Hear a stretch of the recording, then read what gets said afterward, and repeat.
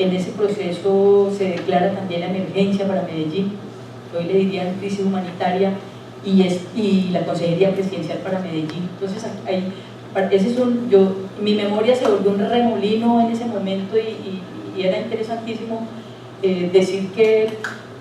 por cosas que pasan, yo terminé en el proceso de seminarios de alternativas de futuro para Medellín y de foros comunales y de corregimiento, coordinando justo la comisión, entre otras, de participación ciudadana y como de ciudadanía, y yo decía, bueno, me iba como tocando. Eso fue maravilloso y fue una experiencia impresionante de caminar barrios, comunas, corregimientos, y parte fundamental de eso seguramente y otras cosas fue un libro que también fue muy importante para mí. Ni siquiera me había graduado de antropología, siempre me demoro para graduarme, no creí que iban a decir cuando me había graduado de la maestría porque yo dije que no iba a decir,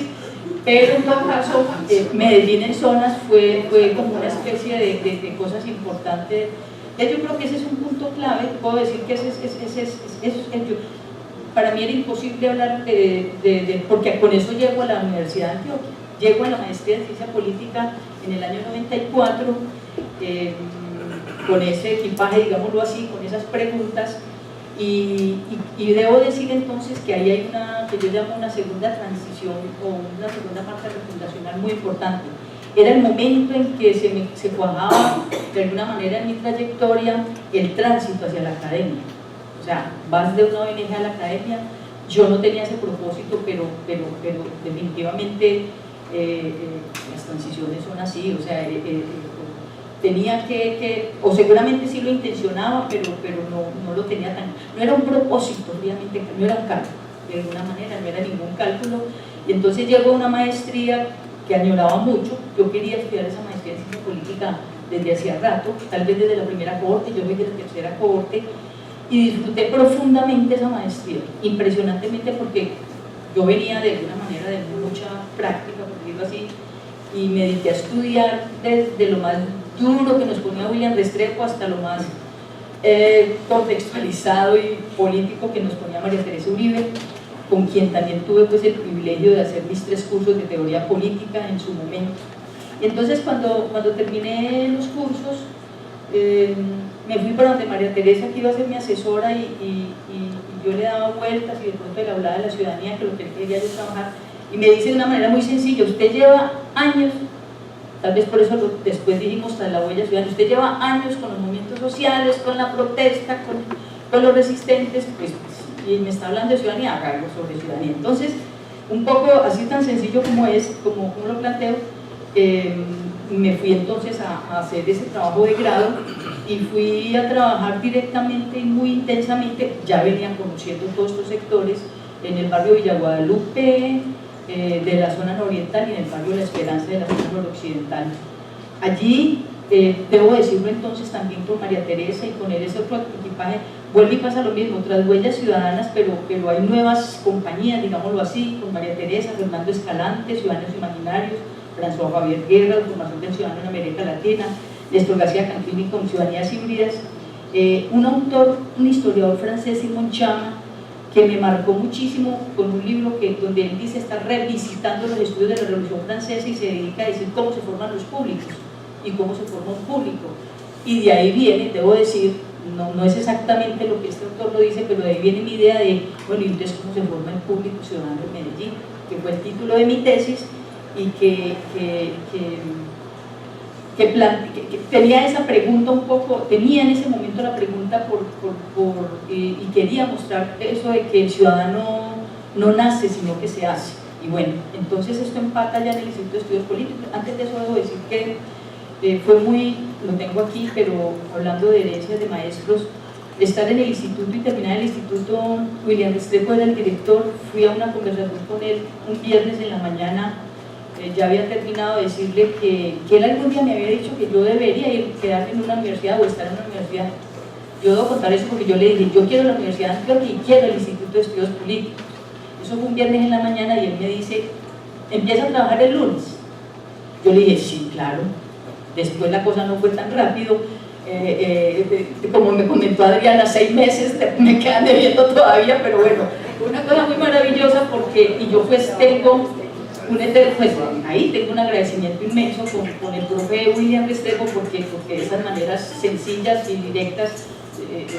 asumía, pues tramitaba estas cosas y para mí, digamos, fue muy importante. Fue un paso fundamental, fue un tránsito fundamental. Ahí yo dije, lo mío es la vida académica, me quedo y quiero estar aquí, quiero ser profesora, quiero ser investigadora de estas cosas. Y estando ahí, voy terminando con eso, trabajamos ya también como continuando y ampliando mismo esta reflexión sobre la ciudadanía, sobre el público ciudadano. Formulamos un proyecto de investigación con la profesora Daisy Hurtado, que actualmente pues coordina esta línea, producto de la cual es el libro que se llama La huella ciudadana. Yo creo que es que de alguna manera esto es, en mi memoria decía, claro,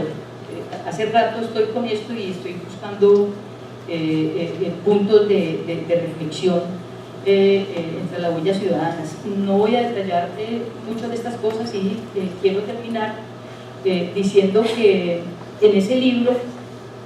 hicimos una reconstrucción muy interesante sobre lo que llamamos los ciudadanos y sus proyectos de ciudad. Yo creo que fue una reconstrucción de esos tipos ideales que uno a veces hace, que yo creo que ayudan mucho: el ciudadano liberal asociado al plan estratégico para Medellín, el ciudadano republicano asociado al programa de ciudad educadora y las virtudes cívicas. Era impresionante. Y lo que llamábamos también, tal vez con mucho deseo de fondo, el ciudadano democrático, encarnado en los procesos de planeación zonal en la zona nororiental y noroccidental, que era un proceso participativo, amplio, mujeres, niños, jóvenes. Bueno, esto era pues la ciudadanía ahí. Y quería decir solamente que en las conclusiones de ese libro hay una pregunta que me parece clave tenerla en cuenta para el presente. Yo no sé si me salto de decir, nosotros allí cuestionamos si era posible un futuro compartido en la ciudad de Medellín. Y digo aquí que ahora que estamos discutiendo de nuevo Medellín, ¿para dónde vamos? Y Medellín y solamente Metropolitana, sería bueno pensar de qué estamos hablando con la posibilidad de un futuro compartido para Medellín. Entonces quiero terminar esta presentación, que no estoy mal, con lo siguiente. En ese epílogo del libro hay unas preguntas que compartimos mucho con María Teresa. Daisy también creo que ella las recoge de una manera excelente, que yo las quiero mostrar y leer. Con esto termino, porque van a darse cuenta que cuando les hable de en qué voy y qué trabajé después, y cuando me fui tras las huellas ciudadanas por allá en las fronteras del Estado-Nación, que es de lo que hablaré ahorita un poco, salta relumbra, digamos, en la memoria preguntas como esta, ¿cierto? ¿Dónde están los ciudadanos de esta parte del mundo que, de acuerdo con las teorías canónicas de la ciencia y la filosofía política, parecieran no existir? ¿En cuáles intersticios y recodos del vasto campo de lo sociocultural se están constituyendo las nuevas ciudadanías? Invisibles para la cartografía normativas, que más bien las ocultan, las esquivan y se empeñan en nombrarlas desde lo que no son o desde lo que les falta para llegar a ser. ¿Qué caminos no siempre rectos, seguros o despejados han seguido los actores sociales desde las viejas y nuevas discusiones hasta el escenario de la polis? Esta parte me encanta, van a ver que yo después hablo del demos. ¿Y de qué manera esas presencias, ausencias han contribuido a redefinir la esfera pública, a ampliarla y a hacerla estallar, o quizá también a reconvertirla, cambiando el orden de los derechos, desestimando algunos, reivindicando otros, pero desafiando siempre tanto las respuestas estatales como la capacidad interpretativa de los analistas?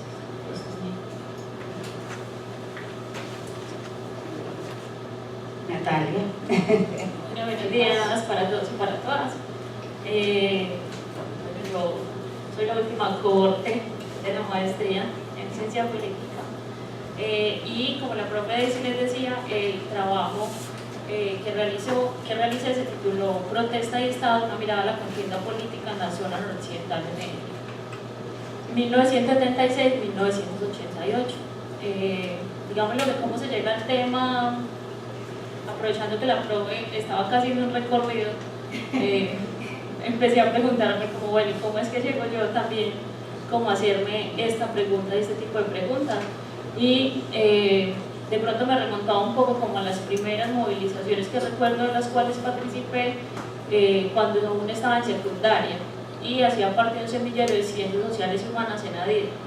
Y allí empecé a vincularme como con todo el tema de la movilización y de la protesta social. Recuerdo en ese momento por todo lo que era el Plan Nacional de Desarrollo, la ley de transferencias y una cantidad de cosas que, digámoslo, hoy comprendo un poco más, pero que en ese momento fue como el escenario inicial de incursión, si se quiere, como el escenario de lo político.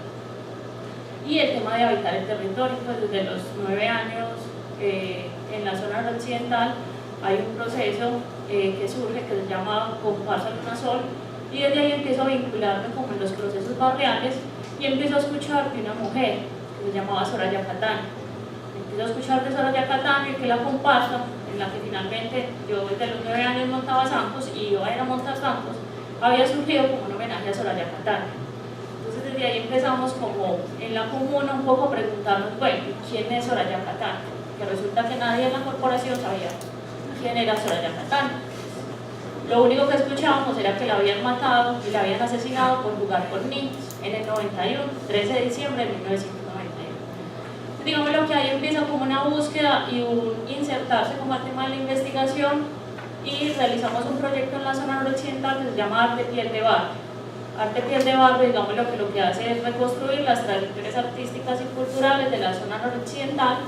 y desde ahí nos encontramos además con otra cantidad de cosas. A Soraya Cataño no solamente la asesinan por jugar con niños, sino que Soraya Cataño además era militante del EPL y en ese momento participaba fundamentalmente de lo que era la JRS, la Juventud Revolucionaria de Colombia. Pero paralelo a eso empiezan a aparecer también, digamos, otros procesos políticos, Frente Popular, a luchar, digamos lo que la UP más nombrada y como con más rimbombancia. Yo decía, bueno, ¿y qué pasó en la noroccidental con este tipo de cosas? ¿Y por qué Soraya, finalmente, en una zona como la noroccidental, pues cómo es que hacía parte del grupo insurgente y estaba más en la zona, pues tenía presencia en la zona? Entonces, digamos lo que desde ahí empieza como la pregunta y empiezo a encontrar con algo muy importante, que digamos lo va a orientar la tesis de pregrado, y es la prensa comunitaria y los periódicos que particularmente circularon en la zona noroccidental, periódicos tanto de circulación clandestina como de circulación amplia. Ellos el Inconforme, La Semilla, El Castillazo, era una cantidad de producciones que yo decía, o sea, ¿en qué momento produjeron todo esto? ¿En qué momento sale todo esto? ¿Y por qué fundamentalmente están puestos estos discursos en esta prensa? ¿Cierto? El tema de la Revolución Cubana, el tema de lo que estaba pasando en Chile, en Nicaragua, a nivel pues como de Latinoamérica. Digamos lo que de ahí empieza como a surgir como esa pregunta y se va perfilando obviamente dentro de la maestría con una pregunta también fundamental y inicialmente centrada en lo que habían sido los procesos de izquierda en la ciudad de Medellín y fundamentalmente en la zona noroccidental. ¿Qué pasó? Que cuando empezamos, digámoslo un poco, a indagar por esto, resulta que había muchos procesos que efectivamente habían sido influenciados o incididos políticamente por grupos de izquierda, pero que no se reconocían así directamente, entonces esto podía como limitar, y acá es donde, digámoslo, se amplía como un poco el espectro o la visión. Y hay una cosa muy importante, al menos para mí, y era primero un interés por las memorias organizativas. Pues paralelamente en sociología veníamos haciendo un proceso como de reconstrucción de lo que habían sido las memorias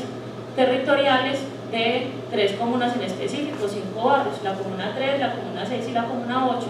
en 5 barrios que estaban siendo objeto de la intervención de un megaproyecto, pues Jardín Circunvalar Cinturón Verde, y que digamos lo veníamos como en toda la incursión, en toda la ola de la reconstrucción de las memorias históricas, pero las memorias históricas ancladas a esos grandes hechos emblemáticos, violentos,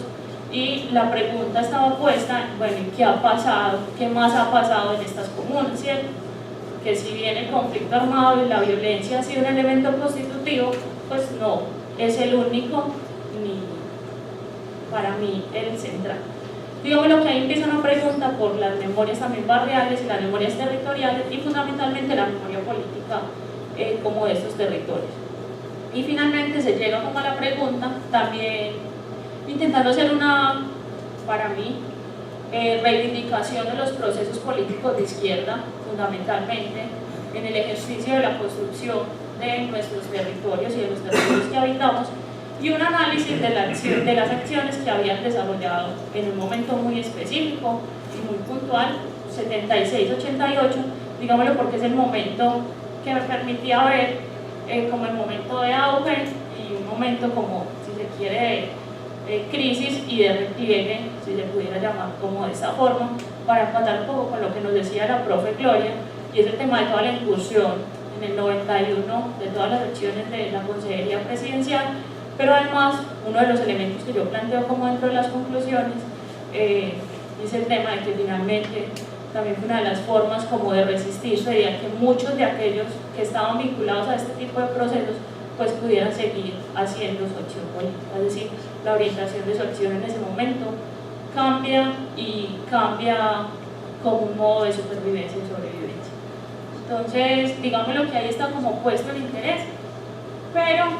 empezaba a indagar, digamos lo que en el trabajo de pregrado se empiezan a perfilar como unas temáticas específicas frente a las cuales se habían dado la mayoría de movilizaciones y de acciones reivindicativas en la zona noroccidental. Entonces aparecía el tema del transporte con todo lo que había sido el tema del TSC, el transporte sin subsidio, el transporte colectivo.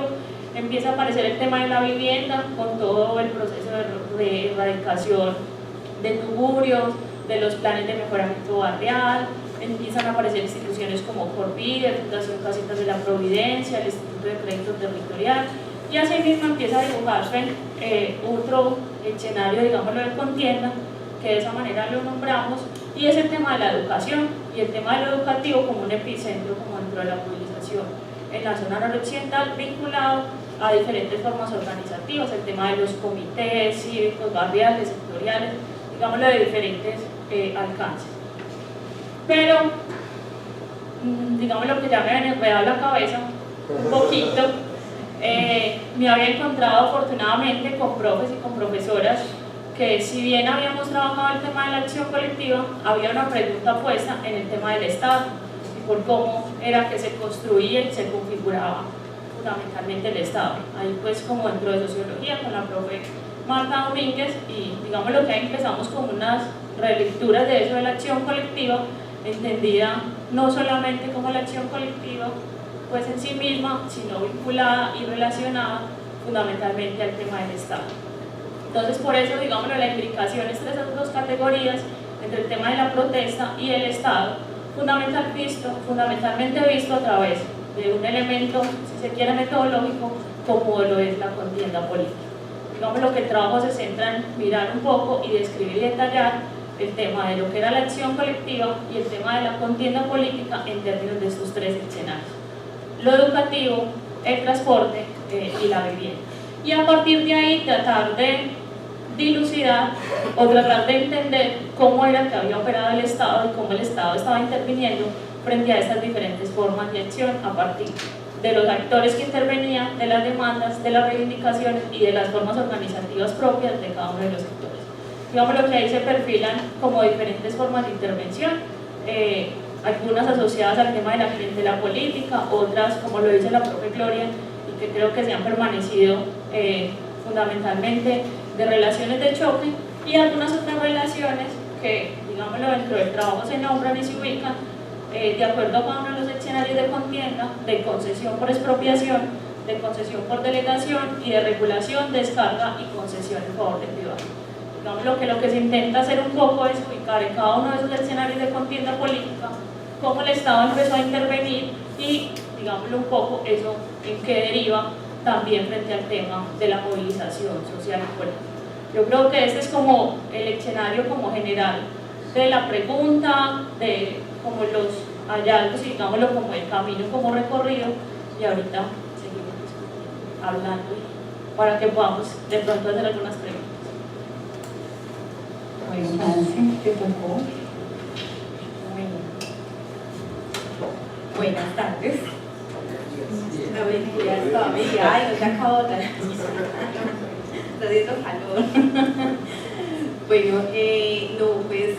primero que todo tengo que decir que realmente todo el asunto relacionado con la ciudadanía está, digamos, en mi vida justamente por el instituto. Es decir, yo estudié sociología, pero conocí todo lo de ciudadanía en el instituto. Entonces, lo tengo muy marcado y muy cercano. Así que lo que les voy a contar es una un intento de hibridación que hice, porque yo estudié ciencia política y no dejé de ser socióloga, fui muy terca en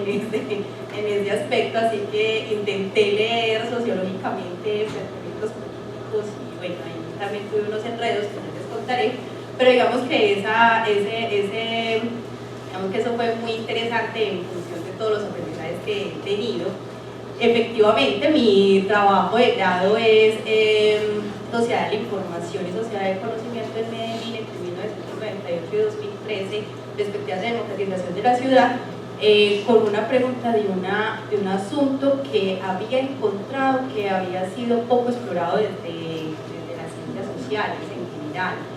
porque es un tema que de alguna manera en Medellín y en Colombia entró muy relacionado con las tecnologías y la ingeniería. Entonces hay muchas cosas en ingeniería, hay mucha información acerca de la modernización a partir de procesos económicos y de integración de las tecnologías a la vida social, pero encontré muy poca información sobre un análisis social, un análisis politológico de cómo se incorporan las tecnologías. Entonces empecé a buscar. El asunto es que yo llego al tema por una cosa muy sencilla, es el tema de la ciudadanía. Nosotros en Corporación Región, estuvimos trabajando el tema de ciudadanía, juventudes y comunicación, y en el 2004 comunicación empezó a tener una inserción de las tecnologías de información y comunicación. O sea, hablar de comunicación había que hablar de tecnologías, incluso en ese momento se decían las nuevas tecnologías de información y comunicación, y había un boom en términos de la digitalización de todos los procesos de participación juvenil que estaban relacionados con comunicación. Entonces se producía prensa a través de internet, se producía videos, se producía fotografías, se producía una cantidad de cosas que habían sido análogas y que habían estado en la vida cotidiana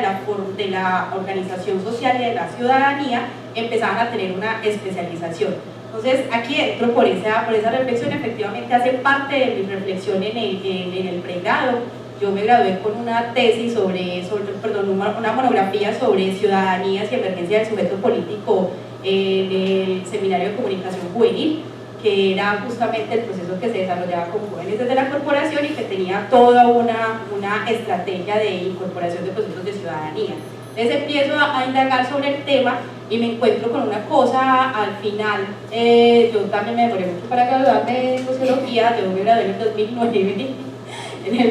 pero terminé como en el 2006. Y en ese tiempo lo que me encuentro es que hay digamos que se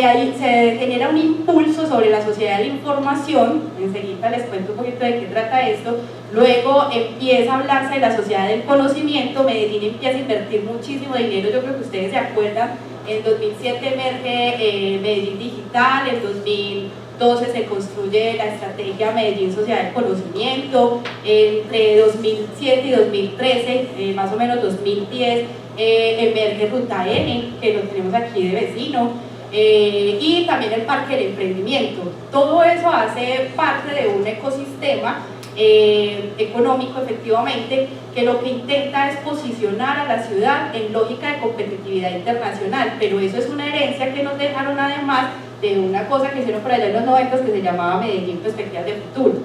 En ese caso, el plan estratégico Medellín, que queda Medellín 2020, que después de y empiezan con unos acuerdos de ciudad que supone que hay un proceso de participación donde se ha incorporado la ciudadanía, se ha preguntado, se ha indagado, y la perspectiva es Medellín se transforma en términos económicos, deja de ser una ciudad productiva en términos, por ejemplo, de lo que había sido el telar y todo el asunto de la industria de la tela en Medellín, y se erige como una ciudad de servicios. El asunto de volverse a constituirse una ciudad de servicio hace que se haga un cambio de la vocación productiva, y por supuesto la inversión que hace Medellín es construir una ciudad en perspectiva de ciudad de conocimiento. Pero resulta que eso quedó incorporado única y exclusivamente en el plan de desarrollo del 2010. del gobierno, del 2010 del gobierno de Alonso Salazar. Ahí quedó registrado. Pero hay una, digamos, viene una línea de continuidad en perspectiva de construir una ciudad competitiva. Posteriormente se cambia el término de competitividad al término de innovación. Y como ustedes creo que recordarán, Medellín se gana en el 2012 el premio de la ciudad innovadora, que le hace, pues, la posiciona en América Latina como una ciudad que crece en términos de incorporación de tecnologías de información y que efectivamente está haciendo el tránsito económico a esa sociedad del conocimiento. Entonces aquí dos asuntos. El primero, sociedad de la información. ¿Qué le significa a la ciudad de constituirse en una sociedad de la información? Fundamentalmente es el manejo de la información y de los datos. En el 2002 ya se hablaba de datos abiertos, pero si bien Medellín lo incorpora, solo viene a tener manejo sobre el tema en el 2012. Entonces, sociedad de la información es para Medellín una retórica. Es decir, hablamos de sociedad de la información, pero aplicación no hay suficiente. Posteriormente a la sociedad de la información llega la sociedad del conocimiento. El manejo de datos se vuelve digamos, un elemento fundamental para garantizar la competitividad de la ciudad, lo que significa que los datos administrados se reusan para ser productivos y que podamos vender información y vender conocimiento a escala global. Entonces, digamos que Medellín se incorpora en eso. ¿Cuál es la pregunta finalmente entonces? Bueno, eso es muy interesante, tenemos una ciudad que está siendo desarrollada, tiene mucho empuje, es innovadora, nos ha traído las tecnologías de información, y ¿dónde está la ciudadanía? ¿Cierto? ¿Qué pasa con la ciudadanía? Pues bien, que crean una categoría que se llama la ciudadanía digital. La ciudadanía digital tiene como característica fundamental acceso a las tecnologías, ¿cierto? Conectividad. Se supone que es una ciudadanía alfabeta digital, que posibilita la interacción ciudadanía-Estado. Entonces aquí viene la otra categoría interesante, y es que vamos a entender Estado desde la perspectiva de red. Entonces propuse con Castel hablar del Estado red, entendiendo que el Estado es un nodo de una red global de multinivel, y que la ciudadanía también es otro nodo de esa red. ¿Qué fue lo que identifiqué ahí? Que a pesar de todos estos procedimientos de interacción y de supuesta construcción participativa, la ciudad había construido una idea de ciudadano que seguía estando en los márgenes, es decir, no hemos logrado inclusión global de la ciudadanía, tenemos una brecha digital muy alta, una exclusión alta en Medellín, y ya estamos hablando de ciudadanía digital. Entonces, quienes logran incorporarse realmente a la vida digital son todos aquellos quienes tienen los recursos favorables para esa inserción.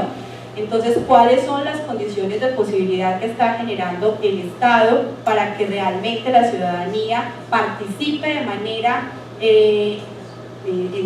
condiciones de igualdad en el mundo digital? Pues lo que encuentro es que son mínimas, son muy pocas, son bajas. Incluso lo que se hace y que finalmente terminamos constituyendo es un Estado que prácticamente está construyendo una nueva élite del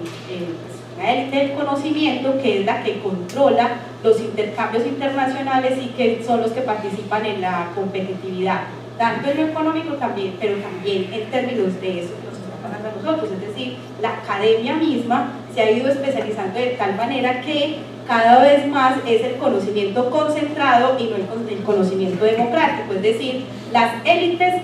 las nuevas élites, las élites del conocimiento están produciendo nuevos excluidos que no están en la red, que no tienen condiciones para acceder a la red y que fuera de eso no tienen las herramientas para dirimir asuntos políticos en la red. Esto en clave, por ejemplo, lo voy a poner en este ejemplo que lo desarrollo ahí en la tesis, un poquito descriptivo, muy descriptivo diría yo,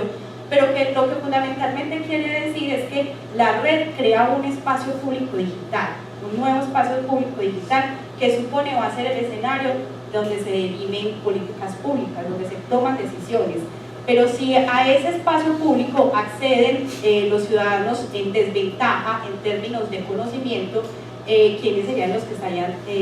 tomando decisiones? El ejemplo que pongo para argumentar eso es que Medellín Digital, Medellín, la Estrategia Ciudadana del Conocimiento, creó una plataforma que se llama Mi Medellín, La plataforma está bajo el principio de gobierno abierto. Supone un proceso de transparencia de los datos públicos, participación y colaboración. La idea es que la ciudadanía participe en ese escenario para tomar decisiones públicas. En el principio de este gobierno de Federico se utilizó la plataforma para el desarrollo del plan de desarrollo, ¿cierto? La idea era que abrían la pregunta en plataforma y la ciudadanía podía participar y priorizar ideas que habían alrededor de las alternativas de ciudad. El asunto es que, primero, la participación es baja. Segundo, quienes participan son personas, como les digo, que tienen acceso permanente. Pero además hay una cosa adicional que hace esta plataforma, y es que traslada las formas de participación que hacemos en lo analógico, en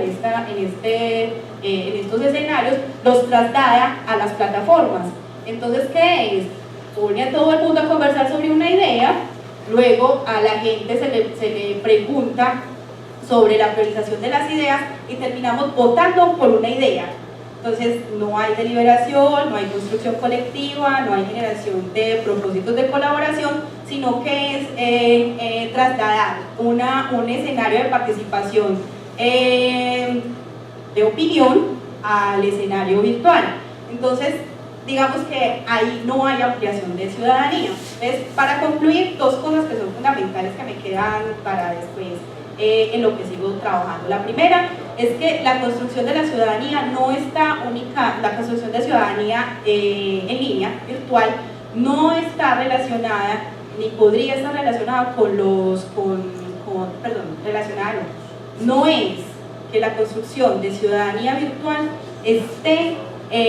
digamos, orientada a asumir las formas en que participamos en el espacio público físico. No es eso no es ciudadanía digital.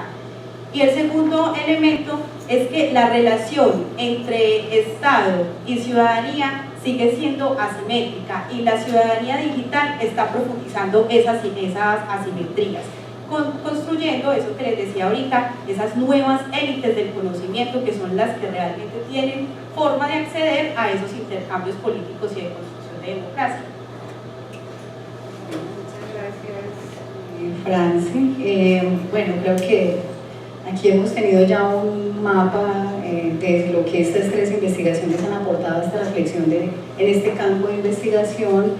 Este segundo segmento, entonces, lo que quisiéramos ver es cuál es esa evolución que ha tenido ese tema en sus vidas académicas, profesionales, y por supuesto también cómo lo ven hoy en la ciudad, si se quiere, pues también como en ese sentido, ver cómo se ha dado esa evolución del problema y de lo que ustedes tres trabajaron en su maestría, en su trabajo de grado. Ahora sí no tiene que ser Gloria la primera, pero le cedemos el honor de ser la primera. Bueno,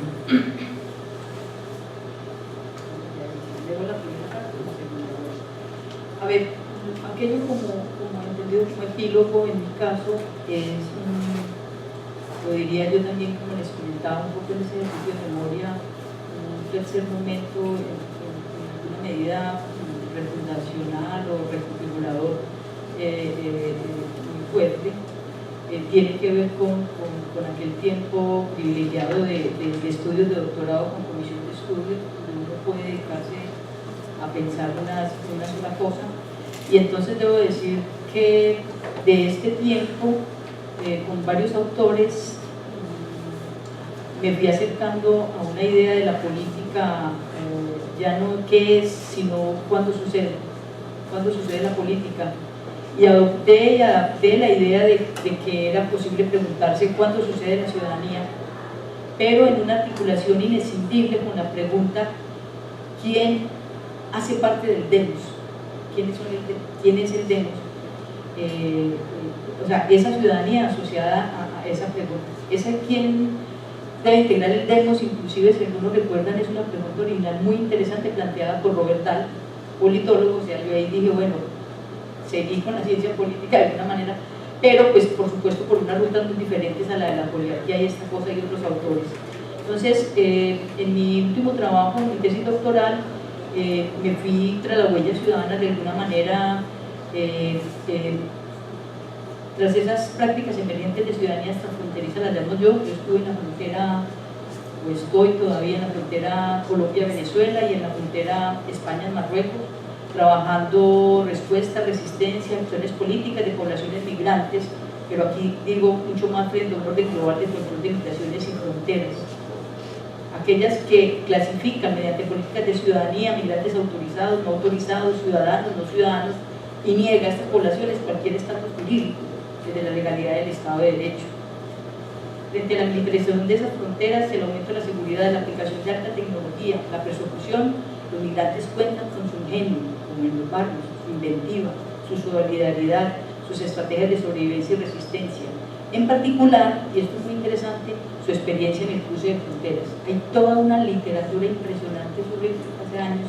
en la frontera norteamericana, por supuesto en la frontera de Europa con África, sobre el tema de cruzar las fronteras, y esa experiencia y cómo estudiar esa experiencia de cruce de frontera, digamos, permite identificar, por lo menos, como lo llamo aquí, otros juegos de fronteras que finalmente son juegos políticos. Las anteriores reflexiones hacen válida la pregunta: ¿podrían las prácticas emergentes de ciudadanías transfronterizas, de migrantes, desplazados, solicitantes de asilo, refugiados, estar anunciando un futuro que ya estamos viendo hoy en tantas zonas fronterizas del mundo? Esta pregunta yo no me la estoy haciendo ahora, sino que yo me la hice hace 4 años, pero miren la pertinencia. Alguna posibilidad de respuesta en todo caso tendría que ser contrastada con la evidencia empírica de que la movilidad de las personas a través de las fronteras es una forma crucial de globalización. Ahora tenemos caravanas como la de Honduras, está preparándose, está en marcha la caravana de El Salvador hacia Guatemala, masiva, aquí hay unos temas, digamos, demasiado interesantes. Por lo tanto, las migraciones son un elemento central del cambio social, político y cultural global que se encuentra en marcha y que lanza desafíos permanentes a las fronteras políticas del Estado-Nación. Porque migrantes, desplazados, solicitantes de asilo y refugiados no son ya la excepción marginal y residual, sino el emblema de nuestro mundo y un avance de nuestro futuro. Son estas figuras las que rompen la ecuación biopolítica, yo también estoy empujando su cultura, entre nacimiento, nacionalidad y ciudadanía. Si naces, eres nacional y puedes ser ciudadano, y pone en crisis la ficción originaria de la soberanía moderna. En el epílogo quiero contarles que con otra egresada de la maestría, Clara Teortúa, nos hemos planteado un proyecto de investigación para el año 2019 que hemos llamado de esta manera. Ahí hay una cosa en marcha completamente, pero yo creo que es fascinante. Migraciones mixtas y ciudadanías mestizas.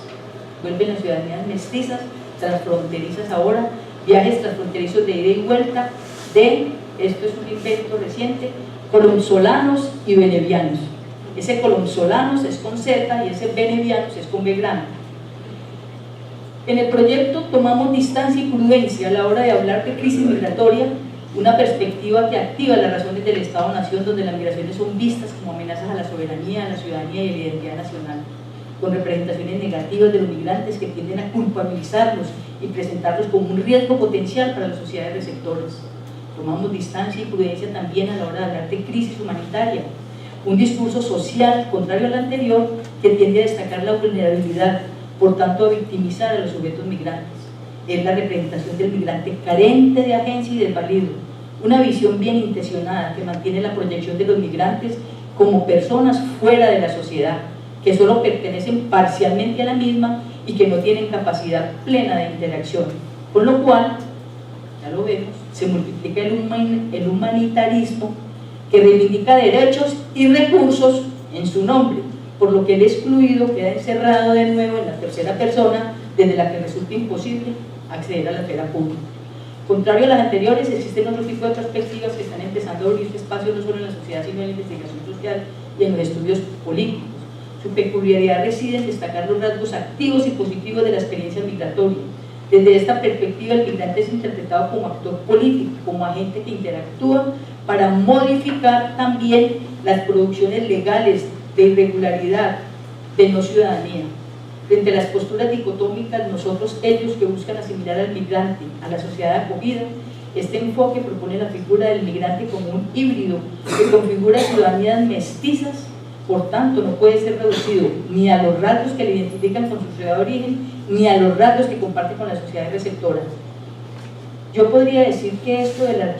este tema de las ciudadanías transfronterizas, de doble ciudadanías, de ciudadanías binacionales y de múltiples ciudadanías, es un tema que se viene trabajando hace años, pero creo que este híbrido mestizo entre eres venezolano o eres colombiano, o eres los dos, o cuando eres uno. Nuestra hipótesis es que la hibridación migratoria de personas colombianas que son venezolanas o venezolanas que son colombianas hace que ellas, comillas, entren y salgan de la nacionalidad, a veces colombiano, a veces venezolano, están entre medio. Se trata de órdenes ciudadanos de hecho, con sujetos que circulan a través de un campo social transfronterizo, producen una permanente negociación y transacción de las condiciones de entrada y salida, alcanzan tratos y acuerdos transitorios y restringidos por vías de hecho, de derecho, muchas, y de hecho. Aquí, decía yo, cuando sucede en la ciudadanía, están sucediendo ciudadanías mestizas que están creando y recreando las formas de hacer política más allá del Estado-Nación. Ese es el punto en que digamos, voy, cuando sucede la ciudadanía, y bueno, hay muchas cosas interesantes. Bueno, ¿sí me escuchan? Hola. Gracias. Bueno, les decía ahorita que estábamos hablando, pues que estaba contándoles frente a cómo llegué al ejercicio de investigación, y digamos lo que unas consideraciones finales, que el epílogo mío no es que haya sido después de la graduación, no ha pasado mucho tiempo, pues la graduación fue en junio, entonces sí, digamos lo que no han cambiado de pronto muchas cosas, pero sí en el ejercicio profesional uno se da como la tarea de constatar quizá muchas de las premisas o de esas consideraciones que uno tiene ahí que sería importante como traer al escenario. Primero es que pensar el Estado, su configuración, sus lógicas de actuación y mecanismos de intervención a partir de las demandas sociales y populares en ese momento, y me permitió poner en relación dos orillas que la mayoría de veces aparecen distantes en el análisis realizado por las ciencias sociales, como lo son la protesta y el Estado. Ambas permitieron dilucidar las formas mediante las cuales se configura el orden social en la zona occidental de la ciudad de Medellín y entender las lógicas de actuación de los actores y su propia reconfiguración en un momento determinado y en un contexto particular. Dilucidar el Estado a partir de un ejercicio situado permitió documentar las dinámicas que asumió la contienda política, ya fuera en pro de mantener, conservar o transformar las relaciones de poder y los ámbitos de dominación producidos y reproducidos en la zona noroccidental de la ciudad de Medellín. En este sentido, es primordial ratificar que el Estado es el cúmulo de relaciones, negociaciones, disputas, contenciones y choques que se tejen en un espacio y lugar específico, en el cual emergen capitales, repertorios, máscaras y roles que uno u otro actor pone en juego en el marco de la contienda política de acuerdo con la representación y lectura que tenga de la realidad social.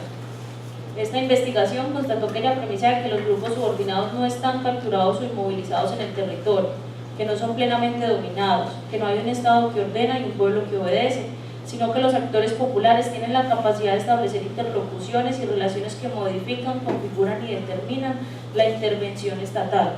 Y además ellos perfilan formas de demandar, consolidan, crean y transforman sus repertorios de movilización, establecen demandas de estatalidad y fortalecen o debilitan formas organizativas de acuerdo a los requerimientos del contexto. Es decir, las demandas constantes de estatalidad de los sectores populares encontraron en la protesta la forma de nombrar, de hacerse visible, de poner en el escenario de lo público unas demandas muy concretas en el marco de la configuración de un territorio específico, el barrio, la comuna y la zona. Asimismo, esta investigación debate la premisa de la ausencia estatal, que dio origen en muchos casos a las demandas populares, pues lo que se hace evidente es que el Estado efectivamente hace presencia, y no solo mediante actos represivos, o el uso legítimo de la fuerza.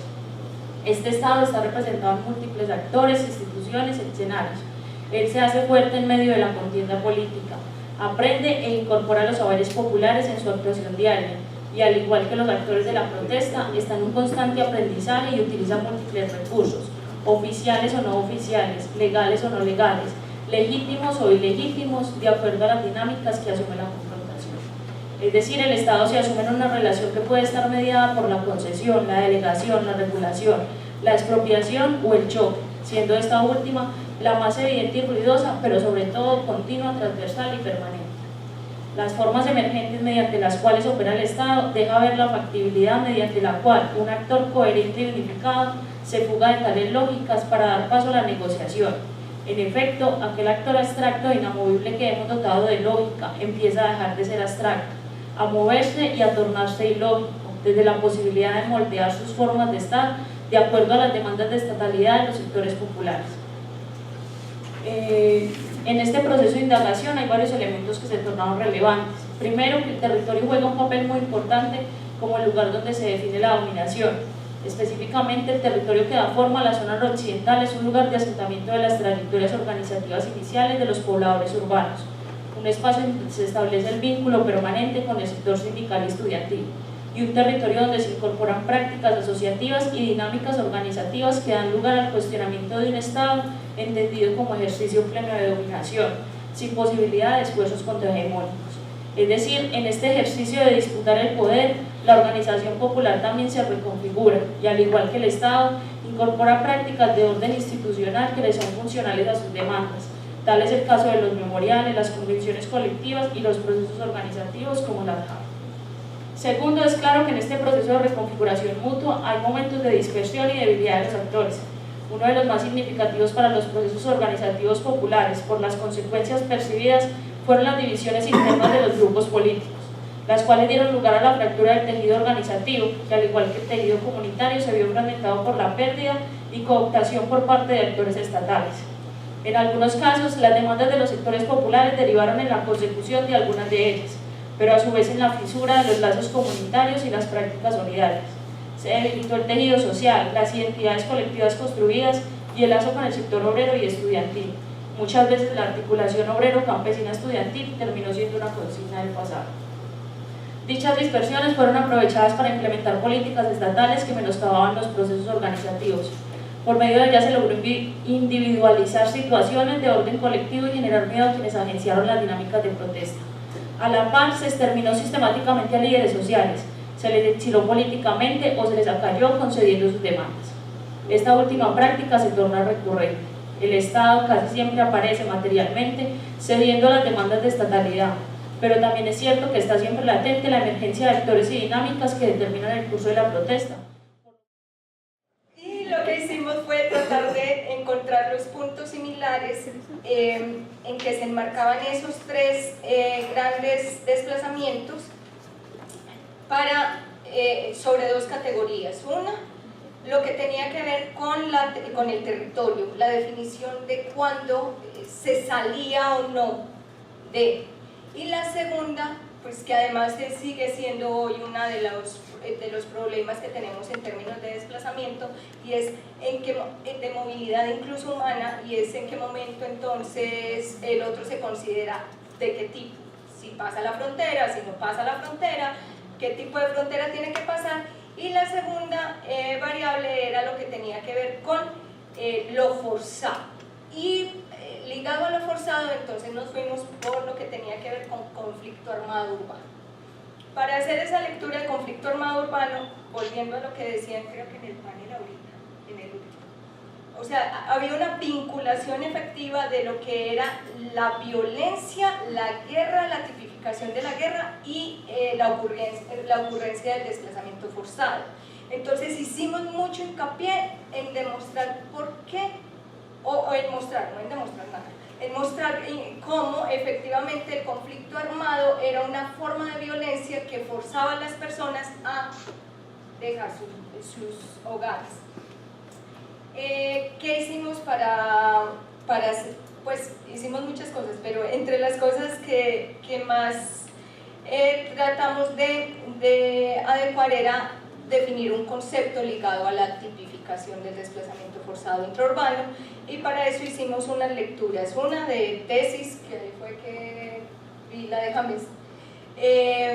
otra que tenía que ver con toda la jurisprudencia constitucional al respecto de reconocimiento, y hicimos en ese momento una cosa que no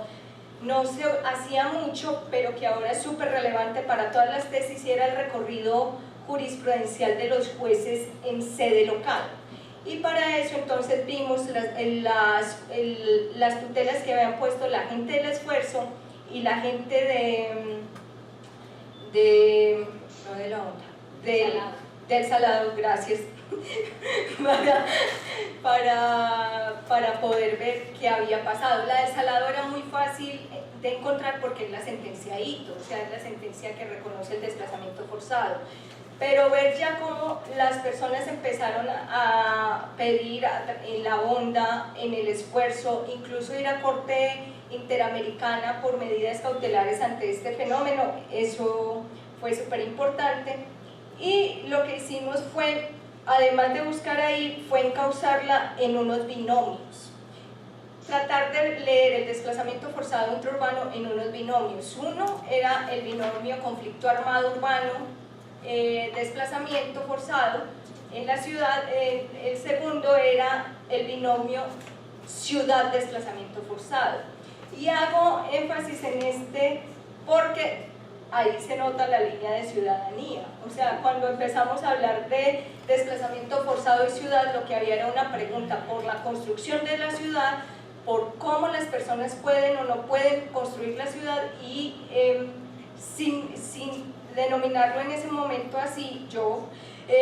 lo que hicimos fue trabajar de alguna manera el derecho a la ciudad de estas personas y cómo efectivamente se veía vulnerado ese derecho a la ciudad en una mirada en la que se supone que la ciudad era el refugio para la población,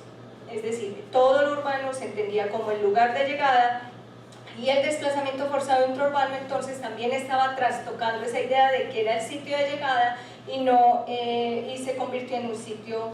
de expulsión. Y el tercer binomio que vimos fue el de la política pública, cómo la política pública de atención efectivamente atendía o no el fenómeno. En ese momento estábamos muy metidos en la atención porque, como les dije ahorita, lo que ha hecho el Estado es tratar de cerrar todo lo que tiene que ver con las ayudas económicas a través de diferentes formas, y en ese momento el punto principal del desplazamiento forzado era la atención de la población, o sea, cómo no entregar la atención humanitaria a esta población. En la relación desplazamiento y ciudad lo que alcanzamos fue esbozar una línea que la profesora Gloria después transita con mayor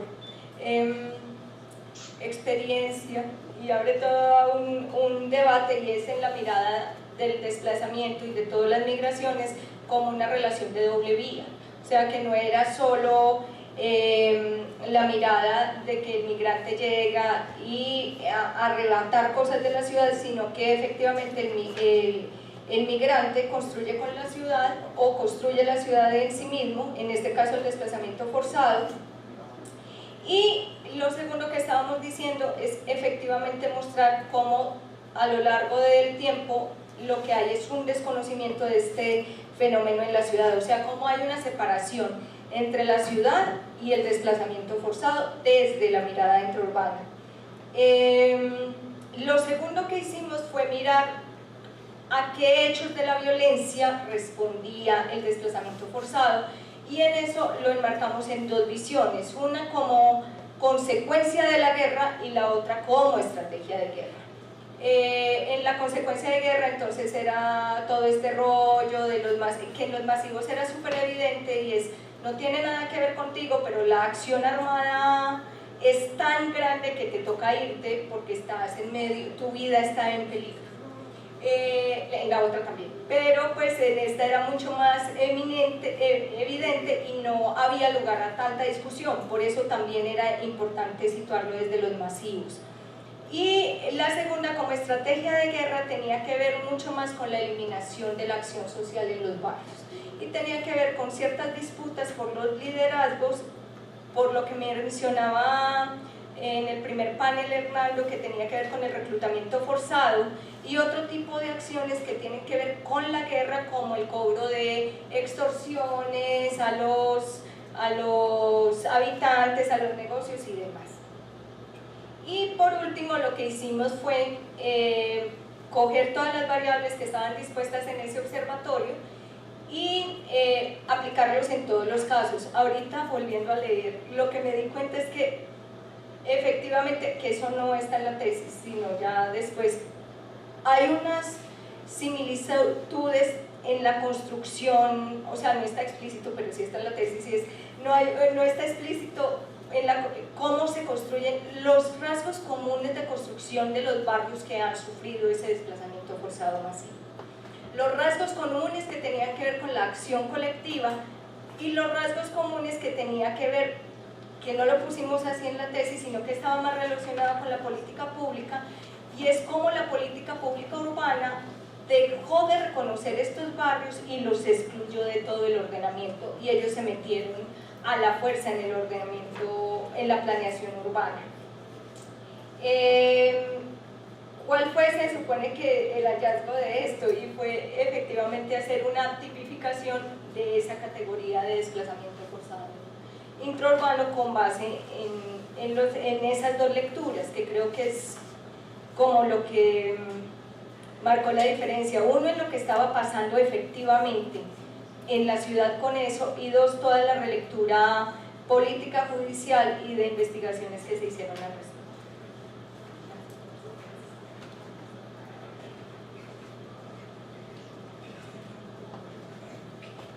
Bueno, buenas tardes. Ya la profe Adriana y Clara hacían mención de algunas cosas que yo también quería abordar, para ver más rápido por eso, pero hay un asunto sobre el que sí quiero volver, y es la pregunta, incluye lo personal, ¿cierto? ¿Cómo llegamos al tema? Y hay unas coincidencias que yo desde el año pasado venía hablando incluso en la línea, que podríamos contar de hoy hacia atrás en 10 y en 20 años más o menos, ¿cierto? Hace 20 años en lo personal, pues yo estaba llegando a la universidad,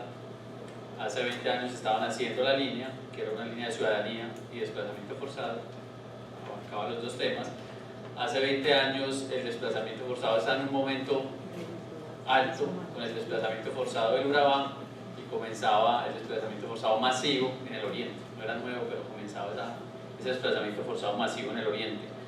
Hace 20 años se promulgó la ley 387, ¿cierto? La primera ley que iba marcando una ruta de política pública para atender a la población desplazada, y hace 20 años por todo eso mismo pues iban llegando un montón de gente a Medellín, ¿cierto? Desplazada por la violencia, y apenas se le comenzaba a dar como ese nombre, a reconocerse eso que estaba pasando. Eso era desplazamiento forzado, se empezaba a nombrar así. Pero entonces también hace 20 años está lo que marca parte del trabajo que yo hago hace 10 años, y es que comienza esa acción colectiva con mucha fuerza por parte de esta población. Entonces está llegando mucha gente en Urabá, es gente que llega a pesar de los golpes, de la violencia, de los asesinatos, llega todavía con mucho del organizativo, llega gente del oriente antioqueño también con mucha esa capacidad organizativa, y se van construyendo, se van luchando, se van peleando un montón de barrios que hoy tienen entonces 20 años. El caso de La Honda, el caso del Pinar, el caso de parte de Golondrinas, del Faro, ¿cierto? Muchos de estos en la ladera oriental, centro-oriental y nororiental de Medellín, y parte de Becho. Entonces son como unos momentos ahí que son más o menos coincidenciales, y que a los 10 años después entonces tenemos consolidación de algunos de esos territorios. Pasó todo lo que ya describía Clara, ¿cierto? Ese copamiento militar por parte de la guerrilla, luego de los paramilitares, del ejército, de muchos de estos mismos territorios, una revictimización sobre esas personas que habían llegado, esa aparición de esa cosa que tampoco sabíamos leer muy bien y que llamamos desplazamiento forzado intraurbano, y que después, bueno, no sabemos si todavía llamarlo así, si hay que llamarlo, no sabemos, ¿cierto? Pero que vimos la necesidad de que había que nombrarlo, que era importante hacerlo en ese momento, aparecen asuntos muy importantes, la sentencia de la Corte Constitucional, la T025, en el 2008 todavía era muy reciente, era muy importante, desde 2004. La política pública municipal se promulga en el año 2007, pero empieza a funcionar y a materializarse en el año 2008 y posterior con más fuerza, especialmente en el año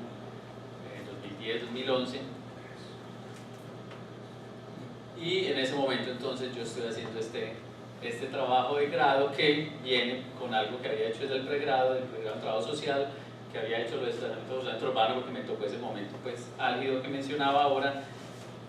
y que respondía precisamente a otra acción colectiva, que es la toma de la Universidad de Antioquia por parte de la población desplazada que habitaba esa parte, la ladera nororiental de Medellín, ¿cierto? Entonces son unas coincidencias que no tan coincidenciales, ¿cierto? Todo tiene una conexión y está explicado precisamente por esa lógica del desplazamiento forzado, por la movilidad de esta población, por las redes familiares, organizativas y por la acción colectiva de la población, ¿cierto? Por la capacidad de actuar, de resistir y de pelearse la ciudad. Y hay una de las cosas que ya mencionaba Clara, que se ve desde el desplazamiento forzado rural, y es que mucho de ese desplazamiento forzado, no todo, pero mucho de ese desplazamiento forzado se explica precisamente porque la gente está organizada, ¿cierto? No es casual. O sea, la gente la desplazan por estar organizada, y eso no es un asunto nuevo pues, de ahora por lo que está pasando con líderes y lideresas, las amenazas, los asesinatos y persecuciones. Pues el desplazamiento forzado en ese momento empezaba a verse que no era simplemente, que por eso era muy novedosa la hipótesis en el momento en el instituto, y que Clara retoma en la tesis, bueno, eso no es simplemente una consecuencia de la guerra, pero hay guerra también para que hayan desplazados, por eso es importante marcarlo ahí. Entonces llego como a ese tema de trabajar el asunto de la acción colectiva, también mirando la tesis, pues, creo que hoy le pondría otro nombre. En ese momento me centraba en un asunto que era la Mesa Municipal de Población Desplazada. Era un momento muy interesante porque era la irrupción ya no solamente de los desplazados en la ciudad, sino la irrupción de los desplazados en las instituciones.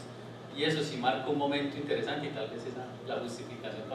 para el nombre de la tesis, ¿cierto? Que se basaba en la mesa. Y además porque era una mesa que funcionaba de manera muy formal en un escenario institucional. La mesa tenía unas condiciones, tenía que funcionar así, pero la gente siempre llegaba más, llegaban mucho más de los representantes que estaban permitidos, habían mucho más de los representantes, en los escenarios de políticas públicas se reunían para la política pública, para discutir el diseño, pero también se reunían para conspirar y mirar a ver cuál iba a ser la próxima toma. Pero era un asunto de ir y volver en esos escenarios institucionales donde se mantenía la autonomía organizativa de esas organizaciones,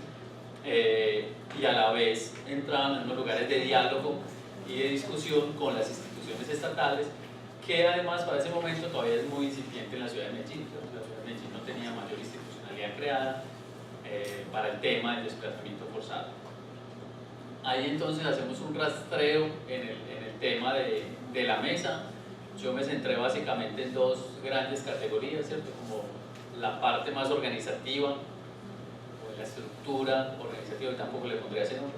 de la estructura organizativa de la mesa y de las organizaciones que hacían parte de ella. Ahí recogí un poco de esa historia que les resumí, de esos 10 años anteriores a la mesa, ¿cierto? Que había pasado con las organizaciones de población desplazada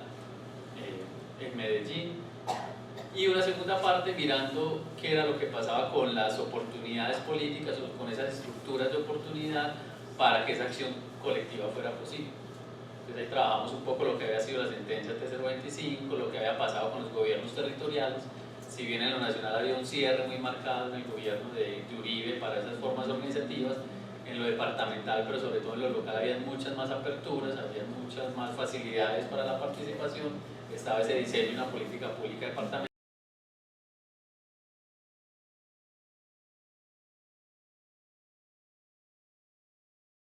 Una política municipal en la que el instituto también participó, y entonces ahí trata de recoger como eso, ¿cierto? Una forma de la dinámica de la acción colectiva que tenía un antecedente de una acción muy disruptiva y que llegaba un momento de una acción colectiva que seguía siendo disruptiva, pero que además llegaba a las instituciones, a un diálogo, a unas conversaciones, a unos momentos de construcción con las instituciones estatales.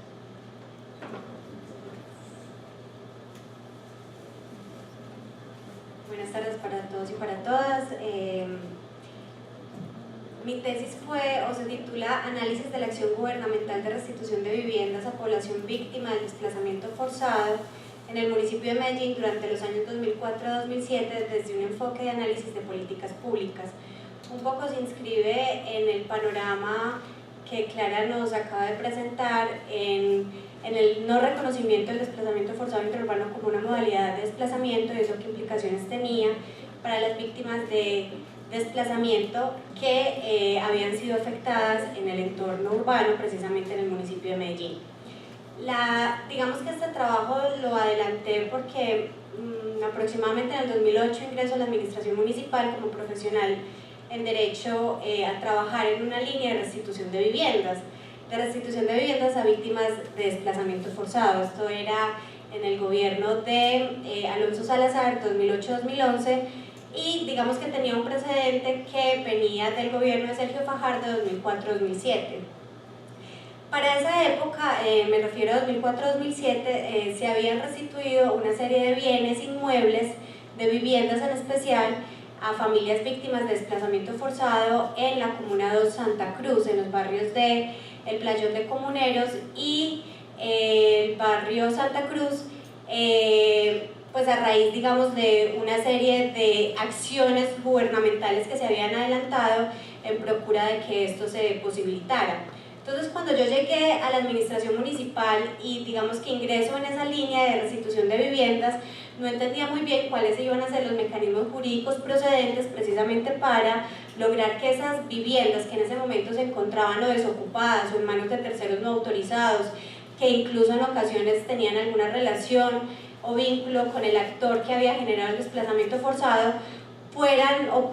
pudiesen recuperar esas viviendas. ¿Qué mecanismos jurídicos existentes nos permitirían desarrollar esa acción?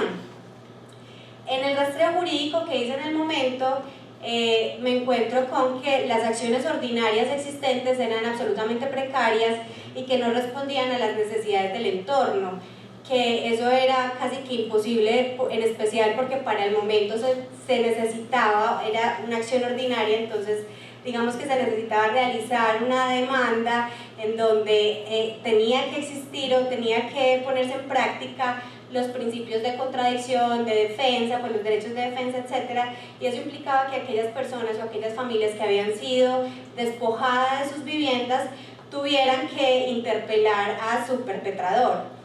Lo cual era realmente pues absurdo, no era posible desarrollarlo desde la administración municipal, entonces no entendía muy bien por qué existía un indicador dentro del plan de desarrollo que estuviera dirigido precisamente a la restitución de viviendas a víctimas de desplazamiento forzado intraurbano. Ingreso entonces a la maestría en el año 2010 y me enfoco un poco a comprender esas realidades, el contexto de la ciudad de Medellín, y a entender por qué. Nos encontramos entonces o realizamos un rastreo sobre ese proceso de restitución que se surgió entre los años 2004 y 2007 durante el gobierno de Sergio Fajardo, y nos encontramos que se realizaron una serie de acciones gubernamentales, como les había manifestado, que estaban encaminadas a restituir la vivienda de estas familias, de 108 familias víctimas de desplazamiento en la Comuna 2 de la ciudad de Medellín, que tenían como común denominador que el actor armado que las había desplazado y por quienes habían tenido que abandonar o que despojó sus viviendas adicional al desplazamiento era la banda de los Triana. Esas familias entonces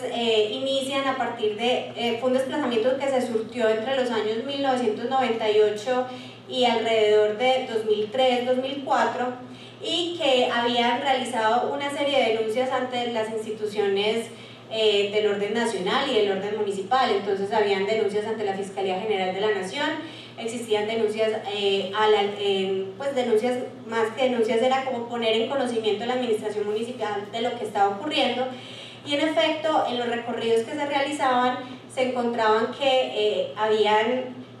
decenas de casas abandonadas en muy malas condiciones, muchas de ellas habían sido impactadas por petardos o granadas y no podían ser habitadas por nadie, y en cambio otras que digamos, de donde las familias manifestaban, habían tenido que salir obligadas en ese contexto,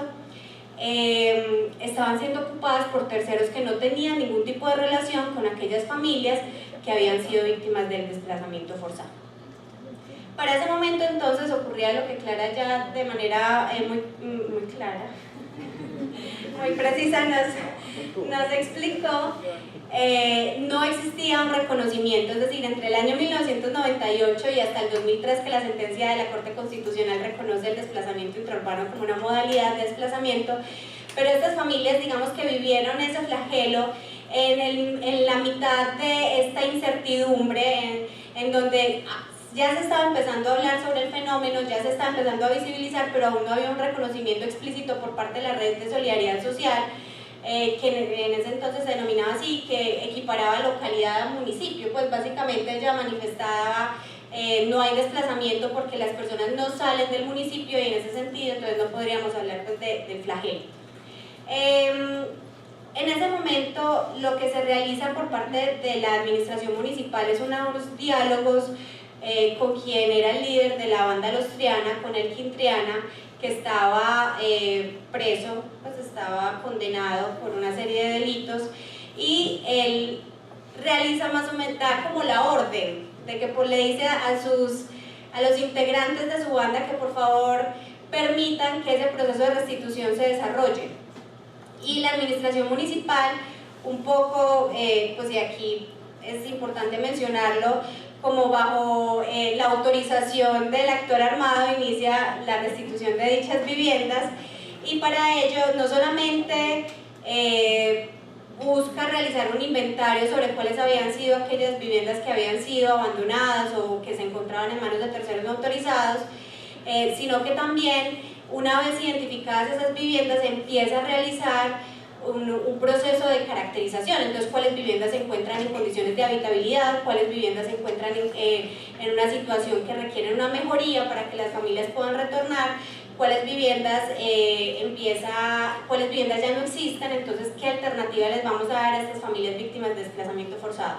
Lo que nos permitió, digamos que en términos conceptuales, realizar esta investigación, o lo que me permitió a mí en particular, fue empezar a visibilizar la unión o el vínculo existente entre el desplazamiento forzado y la restitución, el desplazamiento forzado y el despojo y el abandono de bienes urbanos, de bienes inmuebles,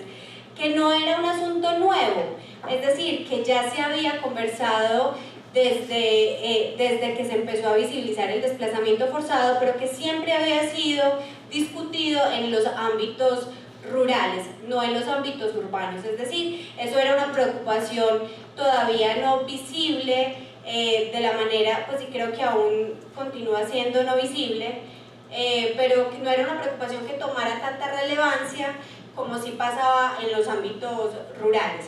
Entonces ahí empezamos a observar cómo entonces las familias, una vez se desplazaban, tenían que o habían abandonado sus viviendas, y que en muchas ocasiones el abandono posibilitaba el despojo, o que el motivo del desplazamiento forzado era precisamente la apropiación por parte de ese actor armado de esas viviendas. Digamos, esa relación y ese vínculo entre esos dos, y a su vez observar cómo existían el derecho a la restitución de inmuebles, en el caso pues preciso que me convocaba a mí en este análisis, que no solamente estaba establecido en el orden internacional, sino que en el orden nacional ya se había empezado a visorar. Lo cierto del asunto es que ni siquiera existían rutas de protección de bienes inmuebles urbanos para la época del desplazamiento. Recordemos que ni siquiera estaba reconocido el desplazamiento intraurbano, pero fue mucho tiempo después, más o menos en el año 2009-2010, que se empezó a conversar sobre la necesidad de proteger los bienes urbanos para que las organizaciones delincuenciales o para que los actores armados que aún permanecían en el territorio no se apropiaran de esas viviendas. La intervención o la importancia también de realizar la investigación fue ver, como es un análisis desde el enfoque de políticas públicas de institucionalismo centrado en los actores, era como los diferentes actores habían participado para que la acción gubernamental se llevara a cabo, las dificultades que existieron, los beneficios que eso trajo consigo, pero también digamos, las acciones que era mejor no repetir, como por ejemplo, se utilizó la mano de obra de los excombatientes para que también se estaba realizando paralelamente todo el proceso de desmovilización. Entonces muchos excombatientes se unieron en pro de buscar lograr la reconciliación, se unieron en el proceso de mejoramiento de las viviendas, generándole a las familias una serie de revictimizaciones. También como desde el ámbito internacional se realizó presión precisamente para que se pudiese reconocer la vinculación entre el desplazamiento forzado y el despojo y el abandono de las viviendas, y la importancia entonces de la reparación integral, y dentro de la reparación integral la restitución de los bienes inmuebles. Cómo era importante entonces también evidenciar la necesidad de políticas dirigidas a la protección de bienes urbanos para que las familias que eran víctimas de este flagelo en los ámbitos o en los contextos de ciudad o de municipios grandes y medianos también pudiesen por lo menos tener una protección jurídica que les garantizaba cuando tenían derechos precarios sobre la propiedad, que la prescripción no se interrumpiera y que eso fuese efectivo, que quedara incorporado en un documento público que permitiera evidenciar no solamente el desplazamiento, sino esa expectativa de derechos frente a las propiedades. Una serie de situaciones pues, que nos permitieron avisorar unas políticas públicas que en lo sucesivo han tratado de formularse, no todas con el éxito que se ha buscado, pero por lo menos visibilizar el fenómeno. Gracias a los tres por esta presentación. Bueno, creo que con este tránsito, como señalaba al principio, desde el primer trabajo que precede a la línea y el desarrollo de la línea, lo que queda, por supuesto, presentado, además de muchas otras tesis de las que decía ahora, que también se han ocupado del fenómeno, pero teníamos que hacer una selección. Como ustedes observarán y se imaginarán, en la línea ha significado desde este primer momento en donde se escriben estos trabajos ya formalmente en una línea que se conocía en ese entonces como desplazamiento forzado, dinámicas bélicas y acción ciudadana, así era la línea en ese momento. Hemos transitado hasta hoy donde tenemos la línea de migraciones, fronteras y reconfiguraciones políticas, en donde se incluyen temas de movilidad humana más allá de las fronteras, más allá del desplazamiento interno, el desplazamiento interurbano, y que hace alusión a algunos de los fenómenos a los que se refirieron esta mañana en el panel de ciudadanía. Por ejemplo, cómo pensar el carácter forzado o no de las movilidades humanas, de la migración, el adentro, el afuera, las lecturas dicotómicas de las que, por ejemplo, son en parte estas tesis, y la revisión que hoy hacemos de lo problemático que a veces encontramos en términos de la nominación de los fenómenos, la explicación de los mismos y la búsqueda de categorías para eso.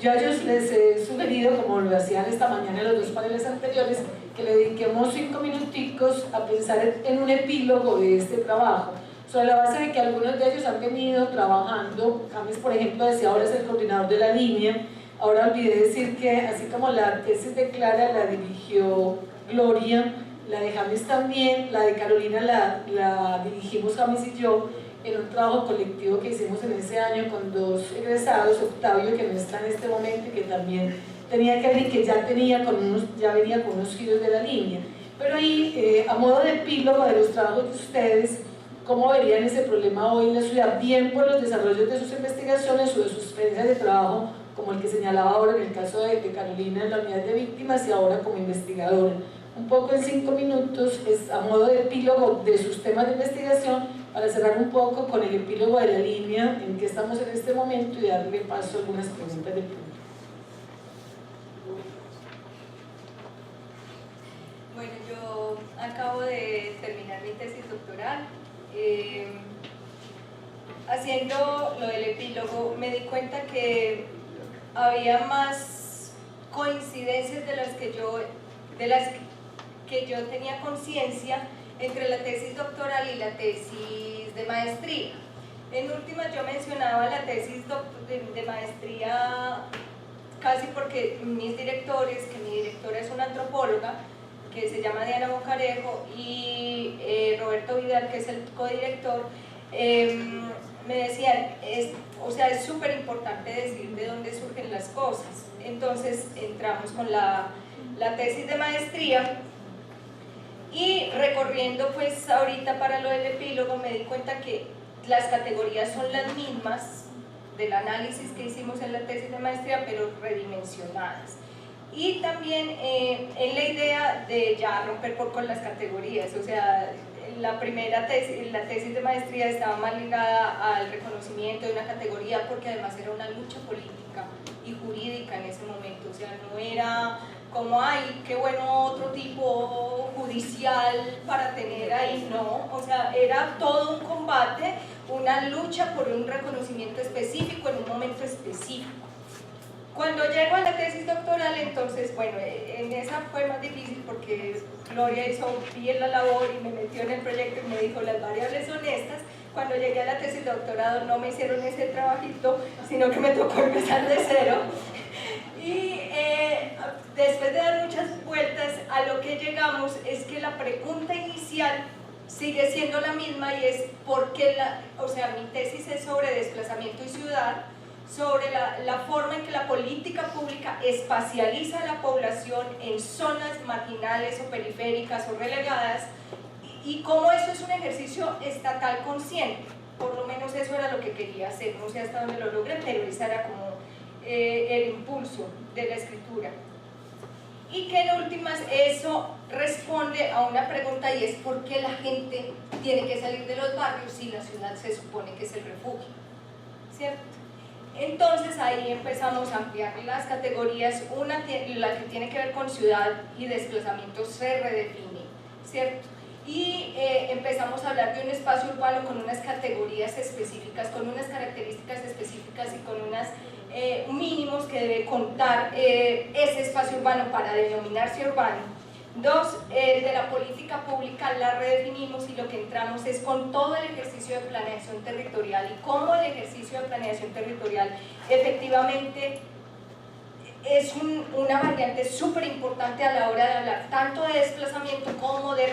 restablecimiento de derechos, y cómo eso obstruye o no ese restablecimiento de derechos que ahorita, entre otras, a través de la restitución que ahorita mencionaba Carolina. La dimensión del desplazamiento también es otra, y empezamos a trabajarlo ya no como un fenómeno, sino a criticarlo en una labor que inicia Roberto Vidal, y es a criticar la juridización del desplazamiento forzado, cómo a partir de volverlo un objeto eminentemente jurídico ayudó a moldear ciertas circunstancias como las causas, las tipificaciones, la atención. Y el conflicto sí que se nos amplió, o sea, en la tesis de doctorado casi que no aparece la violencia, o sea, la guerra, lo armado, sino que están todos los otros 4 ejes del conflicto urbano, de alguna manera como violencia estructural, y cómo eso termina por ser la causa más fuerte en términos del desplazamiento forzado, tanto en intraurbano, y sobre todo cómo niega las posibilidades del restablecimiento y la restitución de derechos de la población. La lectura de las categorías, entonces, bueno, o cómo está el asunto hoy. Bueno, lo primero es que hace como 2 o 3 meses hubo un foro de desplazamiento forzado intraurbano en Cali, y lo que más me llamó la atención es que estaban debatiendo todavía si existía o no, si lo que había en la ciudad era conflicto armado o no, si eran las bandas. Yo era otra vez. Bueno, pero entonces eso lo pone a uno incómodo, pero también hay que entender que en este contexto lo que está haciendo de alguna manera el gobierno es tratar de descategorizar a las víctimas para poder pasar al posconflicto. O sea, es parte de la entrada al posconflicto que ya no haya más victimizaciones para poder salir avante en este ejercicio de paz. Y la segunda es toda esa idea de que ni el retorno, ni el restablecimiento, ni la reubicación, o sea, esas categorías se volvieron un coco que se está llenando de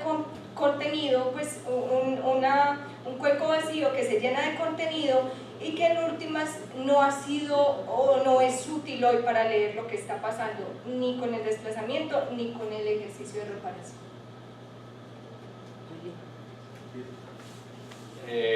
Bueno, tanto como en la primera, pues en el momento del trabajo de grado, como ahora, pues es un ejercicio que se ha hecho dentro de la línea, ¿cierto? Todo el ejercicio se ha hecho dentro de la línea, y acá pues no hay producción individual, todo ha sido con las profesoras que hacen parte de la línea y con Esteban, que también está ahí, ¿cierto? Y en este ejercicio yo creo que hay varios puntos importantes de lo que ha pasado durante estos 10 años. Lo primero es todo unos ajustes, unas variaciones institucionales importantes, ¿cierto? Tanto en lo nacional, pues pasamos de hablar de desplazamiento forzado a víctimas, casi que el desplazamiento forzado se pierde en esa maraña institucional, aunque nunca se derogan las leyes que atienden al desplazamiento forzado, pero eso se pierde en el lenguaje y en la atención, pero ahí está. En lo local pasa lo mismo, ¿cierto? Una política que se aprueba, que funciona muy bien unos años, pero que luego también se pierde por esa llegada de la Ley Nacional de la 1448 a los territorios, especialmente a partir del año 2012, aunque es de 2011. El proceso de paz con las FARC, ¿cierto? Eso también va produciendo un desacelere, una llegada de población, aunque siguen llegando. Pero en el caso concreto pues, de lo que hemos trabajado en la línea, la profe lo mencionaba ahora, el reconocimiento de la población como sujetos, como actores. Y eso es importante porque al menos en estos 10 años eso ha tomado más fuerza. Ya estaba en el 2008 y eso hace parte pues, del trabajo de grado, eso está ahí. Pero en estos 10 años digamos que hemos tratado de profundizar en eso. Ahora en la mañana lo mencionaban ya las profes Gloria y Daisy especialmente. Hemos profundizado en ese tema y especialmente incluso en esas formas de nombrar a la población, ¿cierto? Una, pues ya les mencionaba, hay una que es la de la política pública que pasa desplazamiento a víctimas. Hay unas propias de las organizaciones, ¿cierto? Muchas de las organizaciones que empiezan a dejar de lado primero, dejar de nombrarse desplazados, incluso dejar de nombrarse víctimas, ¿cierto? Muchos de ellos ya hoy se nombran como sobrevivientes o se nombran como ciudadanas, ciudadanos, es decir, como organización, como actor, ¿cierto? Es decir, dejar de ser el sujeto pasivo de una acción a ser el sujeto activo de la misma, ¿cierto? Es decir, somos capaces somos los organizados. Y ahí hay dos categorías a las que hemos venido trabajando en estos últimos años. Una es la de acción política colectiva de memoria, en la que hemos tratado de juntar ese asunto de las memorias políticas con la acción política colectiva,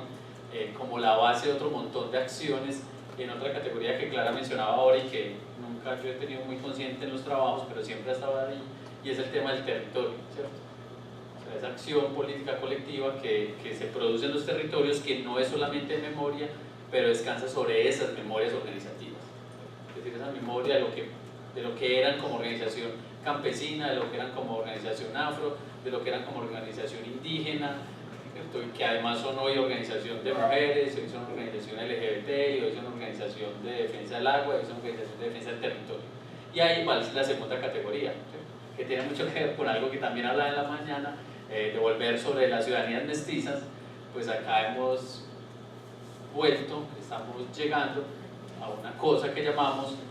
mestizaje organizativo, ¿cierto? Donde encontramos un montón de formas organizativas que confluyen en estos territorios, en donde no solamente hay víctimas,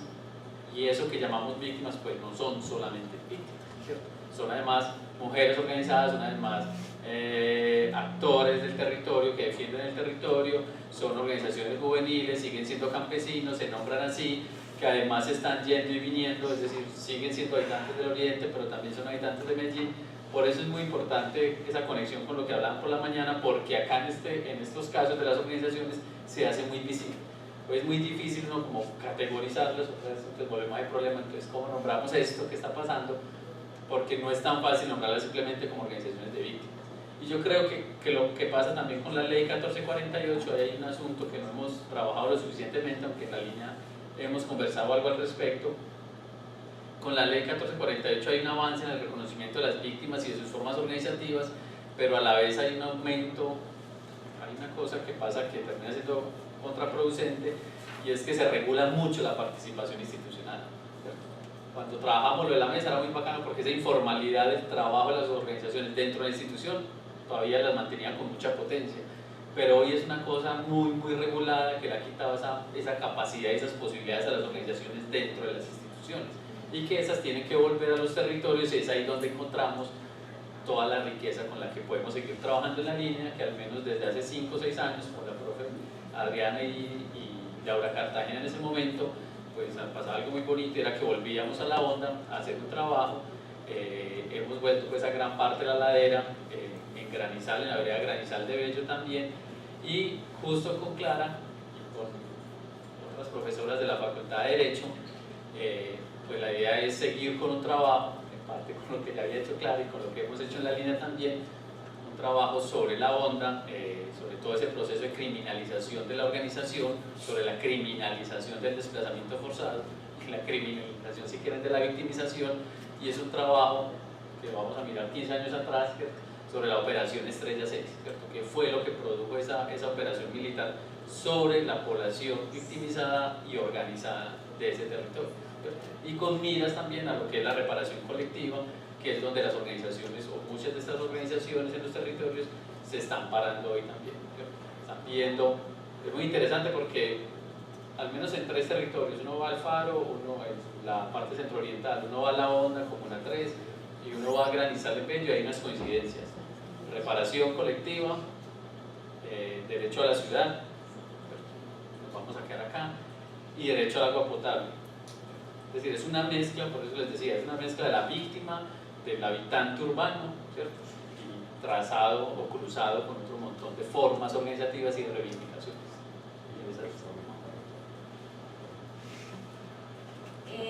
Bueno, por mi parte entonces consideraba que con la expedición de la Ley 1448 de 2011, con el hecho de contar con una ley que abordaba el tema de la reparación a las víctimas, pero la restitución también de sus tierras y de sus bienes inmuebles, el asunto iba a quedar resuelto. Lo cierto fue que eso no ocurrió, que hasta el momento tenemos básicamente 2 problemas, o por lo menos que yo he logrado observar en la ciudad de Medellín con relación a la implementación de la Ley de Víctimas y Restitución de Tierras, y es por un lado que la unidad de restitución de tierras funciona como bajo unas lógicas de microfocalización, tratando de identificar como sectores específicos en donde hubo un despojo masivo, un despojo significativo de tierras, para lograr allí focalizar su intervención, y eso ha hecho que pues esté, digamos, priorizando, hace también un trabajo a partir de la priorización, priorizando diferentes territorios en el país, y que la ciudad de Medellín no haya sido priorizada. Lo que entiendo, pero no lo sé con certeza, es que ninguna ciudad ha sido priorizada por la unidad de restitución de tierras para lograr iniciar procesos de restitución pues a las víctimas del desplazamiento forzado. Pero los continúan, digamos, que las dinámicas de ciudad y de crecimiento y de intervención por parte del gobierno local en territorios donde hubo o ha habido desplazamientos forzados masivos, y es lo que pudimos observar a través de la intervención de la construcción, si se puede decir así, del cinturón verde o del jardín circunvalar, y cómo eso afectó a las víctimas de desplazamiento forzado masivo de la Comuna 8, específicamente en Esfuerzos de Paz, que fue un desplazamiento que ocurrió, si no estoy mal, en el 2007-2008, no sé exactamente la fecha, en donde hubo un número significativo de personas que tuvieron que abandonar sus viviendas, y que en ese mismo sector, en el marco de la construcción del jardín circunvalar, se realizó una serie de intervenciones en donde se le reconocían, no son viviendas, no existen derechos de propiedad, sino que son lo que se entiende por catastro municipal como mejoras, pero entonces había un reconocimiento a las mejoras que tenían las familias en esos territorios, y en ningún momento se abordaba la categoría del desplazamiento forzado masivo que había ocurrido en ese sector, y que era posible que la administración municipal estuviera comprando esos predios a quienes habían sido, o pues son terceros ocupantes no autorizados, pues para no siempre nos basamos en el principio de la inocencia, entonces son por lo menos ocupantes no autorizados por parte de las familias, muchos de los cuales, según manifiestan las familias desplazadas, tenían relaciones o eran personas que habían sido autorizadas por el actor que los había desplazado. Entonces la administración municipal llega básicamente a garantizar o por lo menos a reconocer esos derechos precarios sobre la propiedad a través de la compra de esos terrenos y a través de los procesos de reubicación y de reasentamiento, pero no a las familias que habían sido desplazadas de allí. Esas familias básicamente pierden la posibilidad, la trazabilidad del hecho victimizante del que padecieron por una acción de la administración municipal. Y ante esa situación, digamos que se logró exponer a la unidad de restitución de tierras nuestra preocupación con relación a ese asunto puntual, pero entiendo que eso mismo ocurre en distintos lugares de la ciudad de Medellín, en la periferia. Y la unidad de restitución de tierras tiene serias preocupaciones o serias limitaciones o tensiones, por lo menos de índole administrativo y judicial, porque si bien existe, digamos, una ruta clara en materia de ocupantes de buena fe en los ámbitos rurales, en los ámbitos urbanos no se sabe qué hacer con esas personas. Si la unidad de restitución de tierras inicia un proceso de intervención en las ciudades, las administraciones municipales tendrían que tener un plan de contingencia para poder atender y lograr garantizar el derecho a la vivienda a esas personas que están ocupando esos bienes y que manifiestan ser de buena fe, y así se prueba durante el proceso. Pero eso no existe actualmente en el país, no existen rutas claras para atenderlo. La conclusión, ese menoscabo patrimonial que supone el desplazamiento forzado al momento de la restitución y despojo de viviendas en los ámbitos urbanos ni siquiera está esbozado en términos jurídicos, ni siquiera se sabe cómo proceder ante el mismo por parte de la institucionalidad. Y lo que se está observando como consecuencia es que es la misma institucionalidad la que está un poco como formalizando ese despojo y ese abandono a través de sus diferentes intervenciones. Y hasta hoy no tenemos una solución clara frente al asunto. Bueno, muchas gracias a los tres por su conclusión a modo de epílogo. Yo, antes de darle la palabra al público, pues si tienen comentarios, preguntas o asuntos por precisar, quiero señalar a modo de epílogo de la línea, la transformación de la línea un poco, tiene que ver con varias cosas que incluso se tocaron ayer en el encuentro, la conversación entre directores, y son los desafíos que ha supuesto la interdisciplinaridad en el instituto, son los desafíos que, con relación al trabajo que vimos esta mañana en los dos paneles, supone el diálogo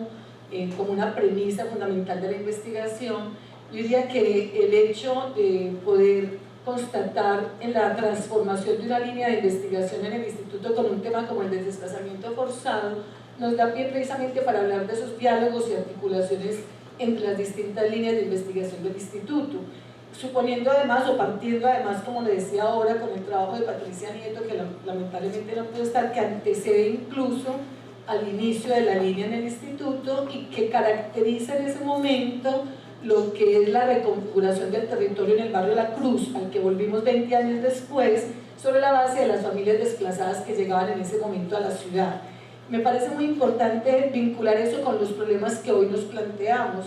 En el instituto hoy transitamos, también se mencionó algo ayer, en una coyuntura diferente. Los años finales de los 80 y principios de los 90 encierran esa gran paradoja de la agudización del conflicto armado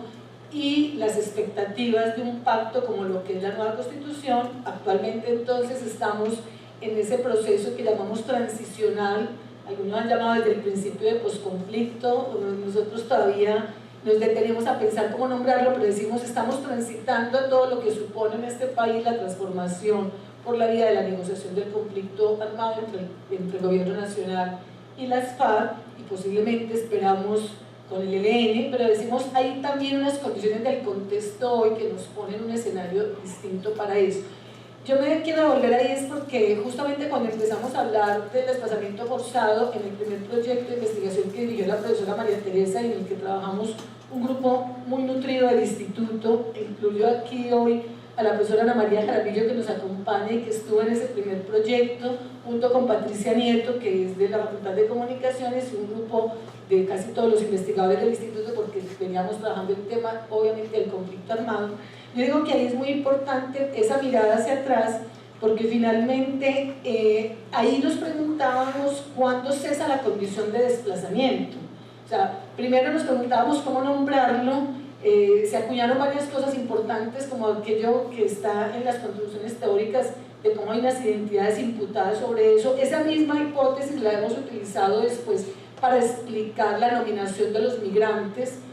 porque rotulamos o etiquetamos esa condición y siempre nos preguntábamos, ¿y esa condición cuándo va a cesar? Y eso incluso nos ponía desafíos sobre la permanencia o no de la línea. Lo que quiero mostrar es que hoy, aunque la línea hoy haya ampliado el espectro, sigue pensando preguntas pertinentes de investigación, toda vez que están atadas a las transformaciones políticas, sociales, económicas y culturales de este país, y que encuentran en Medellín nuevamente un escenario para su aprehensión. Yo diría que hoy no son ajenas todas estas preguntas que ellos se formularon, que se formuló el primer proyecto hace 20 años, que se han venido redefiniendo a lo largo del tiempo, que nos han implicado incluso reconsideraciones de categorías explicativas que usamos y que luego se vuelven insuficientes para entender la dinámica del problema, y que hoy nos hacen incluso allegar otras perspectivas. Ayer también entonces se preguntaba algo sobre el asunto de género y la perspectiva diferencial en los trabajos,